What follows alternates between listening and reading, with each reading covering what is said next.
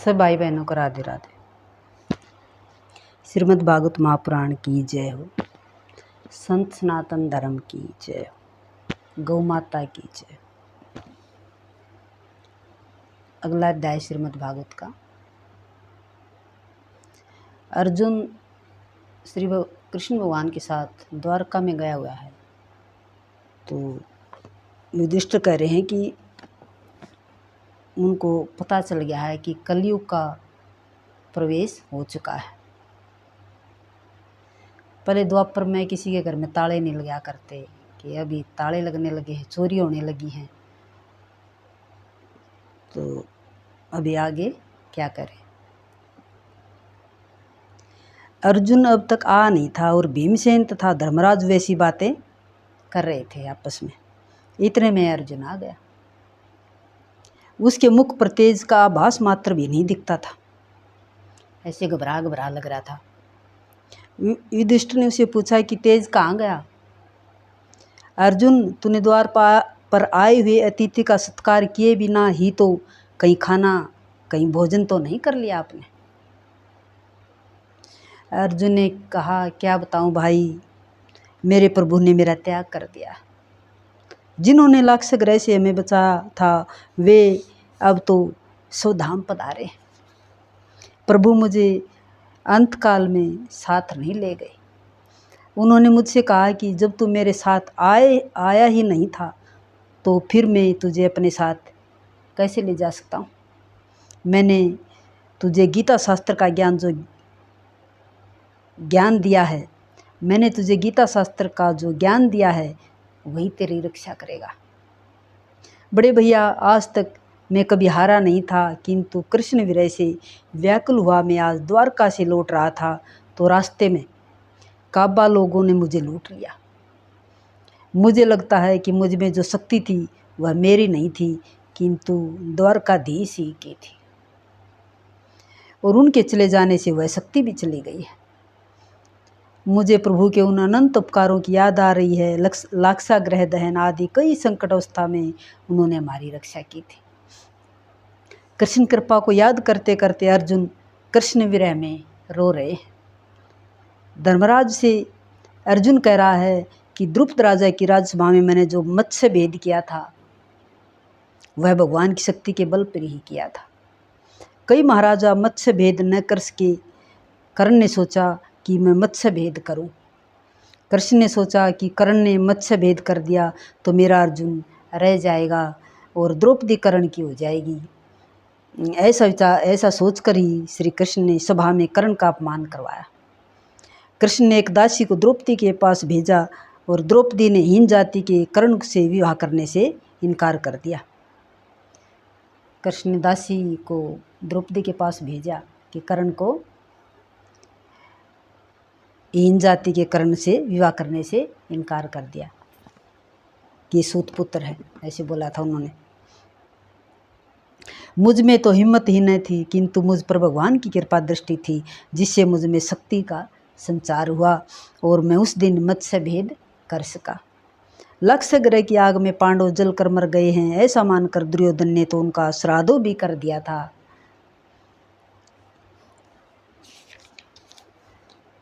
अर्जुन को कृष्ण के कई उपकार याद आ रहे। उन्होंने मुझे गीता का उपदेश दिया था। बड़े भैया, एक बार भगवान ने मुझसे कहा था कि कुछ मांगो। बड़े बड़े ऋषि और महात्मा जन्म मरण के फेरों से मुक्ति पाने की इच्छा से जिनका ध्यान करते हैं, उनसे मैंने मांगा कि युद्ध में मुझे जीत मिले। अफसोस मुझे मांगना ही नहीं आया। किरातवध के समय में शंकर के साथ युद्ध कर सका, वह भी श्री कृष्ण के ही प्रताप से। बड़े भैया, द्रौपदी से भी कितना स्नेह था। द्रौपदी के केस पकड़कर दुष्ट जन उसे सभा में खींच लाए। आंसू भरी आंखों से द्रौपदी की श्री कृष्ण के चरणों में जा गिरी। उन्होंने सभा में ही प्रतिज्ञा की कि इस अपमान का मैं बदला लूँगा, और कृष्ण ने उन दुष्टों की ऐसी दशा की कि उनकी पत्नियां विधवा बनी और उन्हें अपने केस स्वयं ही छोड़ने पड़े। बड़े भैया, याद करो वह प्रसंग भी जब हमारा नाश करने के लिए कपट करके दुर्योधन ने दुर्वासा को भेजा था। बाजी के एक ही पत्ते से अक्षय पात्र भर के कृष्ण ने हमें उस संकट से बचाया था। दुर्योधन ने 4 महीनों तक दुर्वासा को अपने यहाँ भोजन कराया और वे प्रसन्न हुए। दुर्योधन ने 4 महीने तक दुर्वासा ऋषि को भोजन करवाया और दुर्वासा ऋषि बहुत प्रसन्न हुए। फिर बोले कि वर मांगो। उन्होंने दुर्योधन से वर मांगने को कहा। दुर्योधन ने सोचा कि दुर्वासा के शाप से पांडवों का नाश करने का यह अच्छा अवसर है और कल इस ऋषि का एकादशी का अनशन था। दुर्वासा ऋषि का देव एकादशी के व्रत का अनशन था। एकादशी का व्रत था, उसका व्रत खोलना था। वैसे तो सूर्यदेव का अक्षय पात्र पांडवों के पास है, किंतु द्रौपदी के भोजन करने के बाद उनमें से कुछ भी नहीं मिलता था। एक ऐसा सूर्य भगवान ने ऐसा अक्षय पात्र दे रखा था कि वो कभी भी उसका भोजन खत्म नहीं होता था, लेकिन द्रौपदी भोजन कर लेने के बाद उसमें कुछ नहीं बचता था। दुर्वासा द्रौपदी के भोजन करने के बाद वहाँ पहुँचेंगे और द्रौपदी से भोजन न मिलने पर क्रोधित होंगे और पांडवों को शाप देंगे, जिससे पांडवों की दुर्गति होगी। दुर्योधन ने ऐसा कुविचार करके दुर्वासा से विनती की कि आप अपने 10,000 शिष्यों को साथ लेकर युधिष्ठिर का आतिथ्य सत्कार करें, स्वीकार करें, आतिथ्य स्वीकार करें, क्योंकि अपने कुटुंब के वे ही गुरुजन हैं। और हाँ, द्रौपदी बेचारी भूखी न रह जाए, इसलिए पांडवों के भोजन कर लेने के बाद ही वहाँ आप जाइएगा। तो दुर्योधन ने का ये कुविचार था, बुरे विचार से ये ठाट उससे मांगे थे दुर्वासा ऋषि से कि पांडवों का नाश हो जाएगा। संत की सेवा सद्भाव से करेंगे तो फलीभूत होगी, किंतु दुर्भाव से करेंगे तो सफल नहीं होगी। 4 मास तक दुर्वासा को अपने यहाँ भोजन कराकर दुर्योधन ने पांडवों के सर्वनाश की इच्छा की। इसी दुर्भावना के कारण उसकी अपनी ही हानि हुई। अन्यथा संत को भोजन दान करने से पुण्य मिलता है और दुर्योधन ने संत की सेवा तो की, किंतु किसी के सर्वनाश के हेतु की थी, सो उसे पुण्य नहीं मिला। दुर्योधन की विनती के अनुसार दुर्वासा 10,000 शिष्यों के साथ पांडवों के आंगन में पधारे। दुर्वासा ने युधिष्ठिर से कहा, राजन, कल एकादशी का अनशन था, सो आज हमें बड़ी भूख लगी है, आपके घर हम भोजन करने की इच्छा से आए। सूर्यनारायण का दिए गए अक्षय पात्र से पांडव मध्याह्न काल में आए हुए ब्राह्मणों को भोजन कराते हैं। अक्षय पात्र संकल्प अनुसार भोजन देता था, जैसे संकल्प कर देते थे उसी टाइम भोजन आ जाता था। पांडव तो ऐसे भक्त हैं कि विपद अवस्था में भी ईश्वर की कृपा का ही दर्शन और अनुभव करते हैं।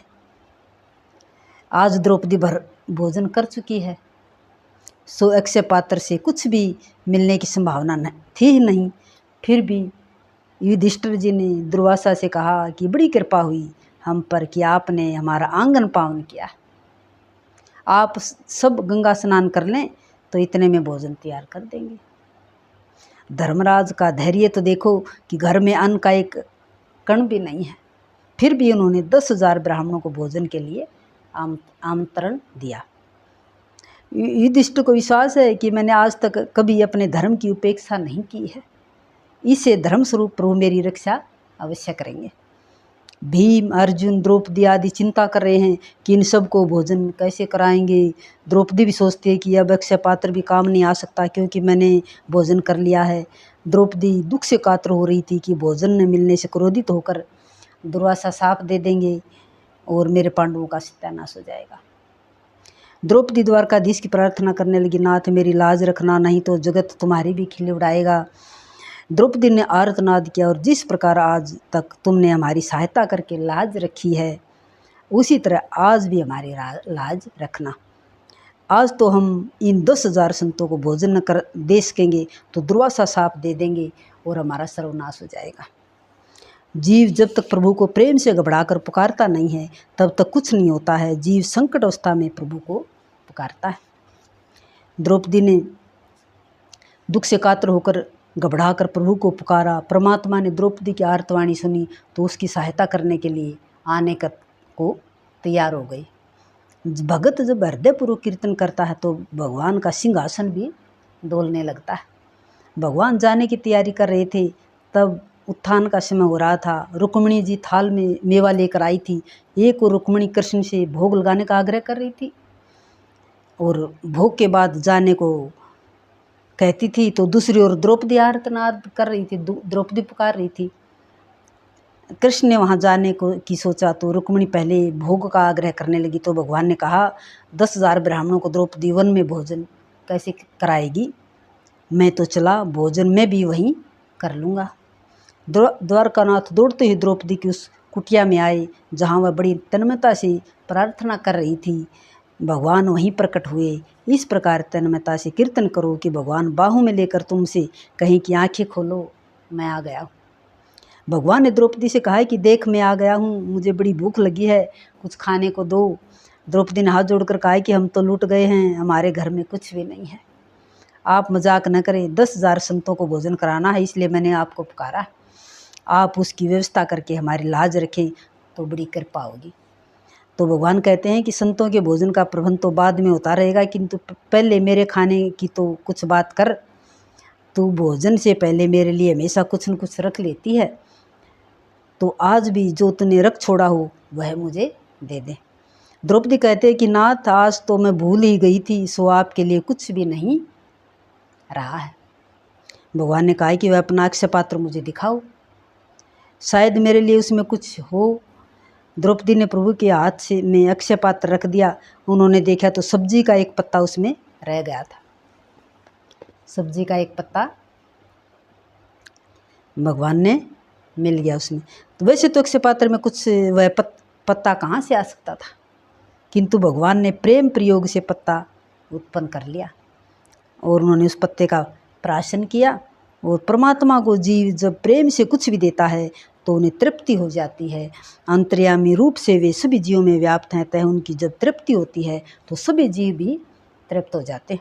परमात्मा को हजारों बार मनाओ, तब कहीं किसी दिन वे भोग लगाते हैं।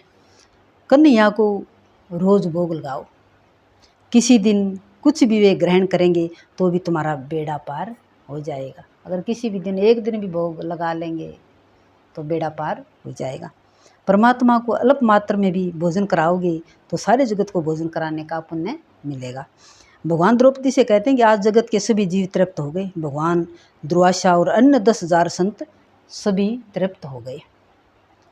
युधिष्ठिर ने जाते ब्राह्मणों को रोकने की आज्ञा दी। भीम संतों को बुलाने गया तो वहाँ से तृप्ति की डकार ले रहे थे। सब डकार ले रहे हैं कि हम तो छक लिए, हम तो मतलब हमारे तो पेट भर गया, हम तो खाना खा, मतलब वे भोजन करने के लिए आने का नाम ही नहीं लेते थे। तो वो भोजन के लिए बुलाने गए तो बोले हम तो, हमारा तो पेट भर गया। दुर्वासा ने सोचा कि यह काम कृष्ण का ही हो सकता है। उन्होंने भीम से पूछा कि कहीं द्वारका से कृष्ण तो नहीं आए हैं। भीम ने कहा कि वे तो कभी के आए हुए हैं और द्रौपदी से बातचीत कर रहे हैं। वे तो कहते हैं कि दुर्वासा तो मेरे गुरु हैं, सो मैं उनको आज प्रेम से भोजन कराना चाहता हूँ। दुर्वासा ने कहा कि कृष्ण मेरे गुरु के भी गुरु हैं, मैं उनका गुरु नहीं हूँ, अब मुझे भोजन करने की कोई आवश्यकता नहीं है। तुम्हारा संयम, सदाचार, धर्म पालन, कृष्ण भक्ति, कृष्ण प्रेम देखकर मुझे बिना भोजन किए ही तृप्ति हो गई है। मैं संतुष्ट हूँ। दुर्वासा ने आशीर्वाद दिया कि तुम्हारी पांडवों की विजय होगी और कौरवों का विनाश होगा। बड़े भैया सेवा दुर्योधन ने की और आशीर्वाद आपको मिला। सेवा दुर्योधन ने की, 4 महीने तक आशीर्वाद पांडवों को मिला। भगवान के शुद्ध हमगमन और यदुवंश के विनाश का समाचार सुनकर युधिष्ठिर ने स्वर्गारोहण का निश्चय किया। परीक्षित को राज सिंहासन दे दिया और पांडवों ने द्रौपदी को साथ लेकर स्वर्गारोहण के लिए हिमालय की दिशा में प्रयाण किया। परीक्षित को राज सिंहासन देकर और पांडवों ने चलने की तैयारी कर ली, प्रयाण कर लिया। केदारनाथ में उन्होंने भगवान शिव जी की पूजा की और जीव और शिव का मिलन हुआ और उसके आगे निर्वाण पंथ है, पांडवों ने वही रास्ता लिया। चलते चलते सबसे पहले द्रौपदी का पतन हुआ, क्योंकि वैसे तो वह भी पतिव्रता थी, किंतु अर्जुन के प्रति उसे अधिक प्रेम था, सो वह उसकी ओर पक्षपात का भाव रखती थी। दूसरा पतन हुआ सहदेव का, क्योंकि उसे अपने ज्ञान का अभिमान था। तीसरा पतन हुआ नकुल का, क्योंकि उसे अपने रूप का अभिमान था। और फिर पतन हुआ अर्जुन का, उसे अपने बल का अभिमान था। फिर पतन हुआ भीम का, उसने धर्मराज से पूछा कि मेरा पतन क्यों हुआ, मैंने तो कभी कोई पाप किया ही नहीं था। युधिष्ठिर ने कहा है कि खाता बहुत था तो तेरा पतन हुआ। खाने के समय आंखें खुली रखो, किंतु संतों और देवों को भोजन कराते समय आंखें बंद रखो। अगर हम भगवान को और देवों को भोग लगाते हैं तो आंखें बंद करके भोग लगाओ। धर्मराज अकेले आगे बढ़ने लगे। धर्मराज की परीक्षा करने के लिए यमराज कुत्ते का रूप लेकर उनके पास आए। उन्होंने दूसरा भी रूप लिया और युधिष्ठिर से कहा है कि मैं तुम्हें स्वर्ग में ले जाऊंगा, किंतु तुम्हारे पीछे पीछे जो ये कुत्ता चला रहा है उसे स्वर्ग में प्रवेश न मिलेगा। वो धर्मराज ही था, कुत्ते का रूप धर रहा था। तो युधिष्ठिर ने कहा है कि जो मेरे साथ साथ चला आया है उसे मैं अकेला कैसे छोड़ सकता हूँ, छोड़ दूँ, उसे छोड़कर मैं स्वर्ग में नहीं आ सकता। 7 कदम साथ चलने वाला मित्र बन जाता है। धर्मराज सदैव स्वर्ग गए और तुकाराम भी सभी को राम राम कहते हुए स्वर्ग गए थे। तुकाराम संत हुए थे, वो भी सबको राम राम कहते हुए स्वर्ग गए थे। बोलो सच्चे दरबार की जय। सब भाई बहनों को राम राम, राधे राधे। और ज़रूर सुनना, बहुत ज्ञान आएगा। हर वीडियो ज़रूर सुन लिया करो, कमेंट कर दिया करो आपको कैसी लगती है, समझ में आती है या नहीं आती है, जैसे भी हो कमेंट कर देना। जय श्री राम, जय श्री राम। हरि ओम तत्सत, हरि ओम तत्सत।